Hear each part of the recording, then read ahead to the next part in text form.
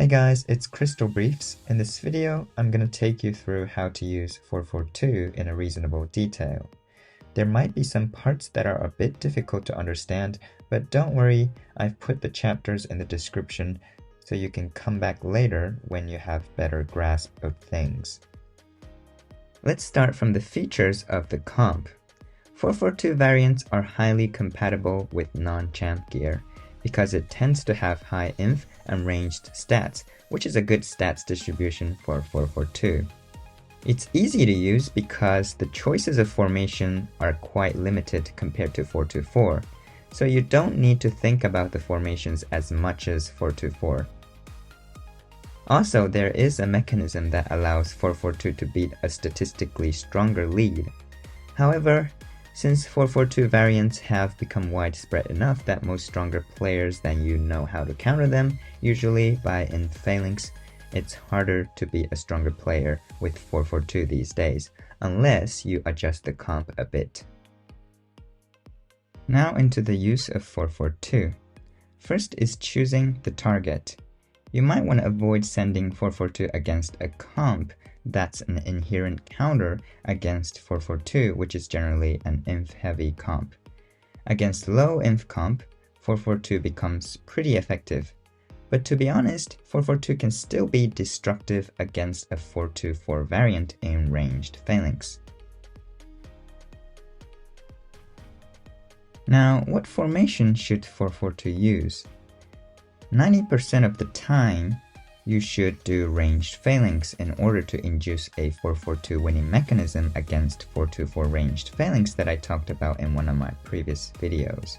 There is a specific mechanism that allows 442 ranged phalanx to beat 424 ranged phalanx by a significant margin. Now, a 208 from a stronger player might beat your 442 ranged phalanx. In that case, ranged wedge might be more suitable.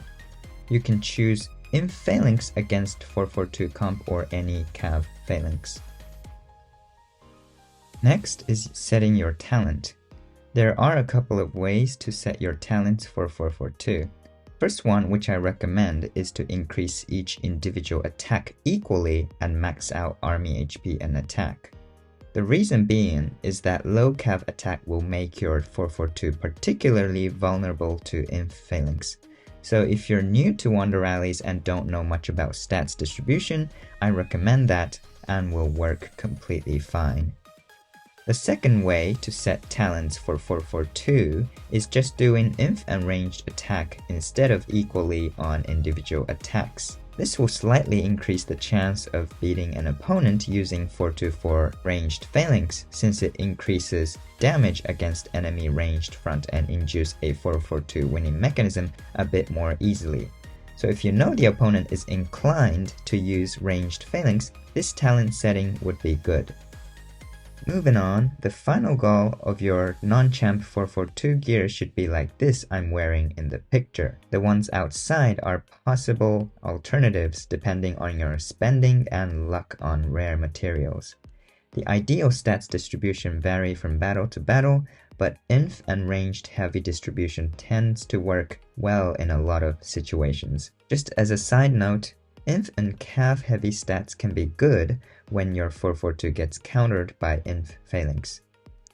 The jewels you should put would be inf, ranged, and cav attack or an HP jewel that adds HP to your 442 ranged, because you'll be using 442 ranged phalanx most often.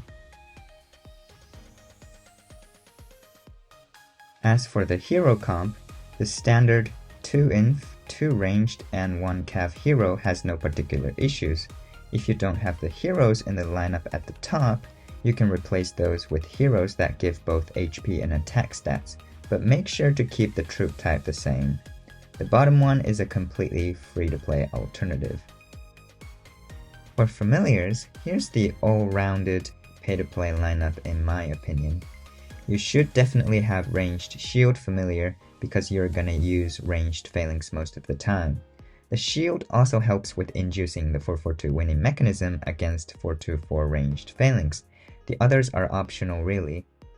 If you don't want to get your brain to work, Pact 5 familiars are always good to have. Hellrider will generally be only useful against an Inf-heavy 424 variant. Jade Worm works in all situations, so I guess you can replace an arbitrary familiar other than Shield with Jade Worm. At the time of making this video, I hadn't done the testing on Jade Worm, but I'm pretty sure it's a definite in. Trickstar is not usually useful, but will be very useful in a specific 442 situation, which is too advanced for this video. For free-to-play lineup, these three are highly recommended, meaning you should have it all the time. And the other ones are optional depending on what's available to you right now. The idea behind these is increasing the lifespan of your range and speeding up the killing of the enemy frontline. There are a few ways to set the battalion for 442. If you're really new to War of Wonders, I suggest you just set 442 in your battalion like this. I'm just doing it with tier 4 only, just for better comprehension. By doing the same comp as what you ask for the fillers, you won't mess up the final comp 442 variant. And once you learn the effect of each troop type count, you can start tweaking your march as a leader.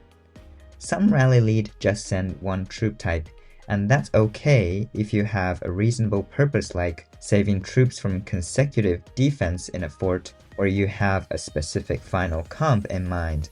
But some people just do that without thinking twice, which is not good at all. You need to be aware of the final comp you're getting with your march combined. If you do inf only and ask fillers to send 442, you're potentially compromising the integrity of the comp. The final comp becomes more like 1073, which is somewhat more vulnerable to inf phalanx, although stronger against ranged phalanx. Your 375k march accounts for nearly 10% at least, or even more if you haven't maxed your army size, so you need to be careful about that. Finally, I'm going to talk about how to adjust your comp. This is actually a very complicated stuff and I'm not sure if I can explain it well for beginners. But let's say you know the opponent will always be in ranged phalanx with the 424 variant. In order to increase the chance of winning against that, increasing both your inf and ranged count will do the job. That'll induce the 442 winning mechanism more easily, which I've addressed in another video. Now, let's say your opponent is more likely to do in phalanx than ranged phalanx, then you should adjust the comp so that you increase the damage against enemy inf and reduce the damage on your ranged. So by decreasing ranged count, while increasing your cav count on your 442 variant, you allow less damage to be given away and give the opponent more damage simultaneously, thereby drastically increasing the chance of beating inf phalanx. If you want to take more care of 208 or 055, increasing the ranged count would do the job. Please don't get me wrong, this is not a complete list of comp adjustments. The truth is that it's incredibly profound, but by mastering these comp adjustments, you'll be able to beat a statistically stronger opponent than you. Plus, defending a fort with 442 variant would become actually quite feasible. But against a knowledgeable opponent, 442 might be completely suppressed, and that's one of the major reasons why 442 variants are less popular. I hope this video has been informative for those who want to start doing 442. If you want to see more content like this, don't forget to like and subscribe. Thanks for watching and see you later.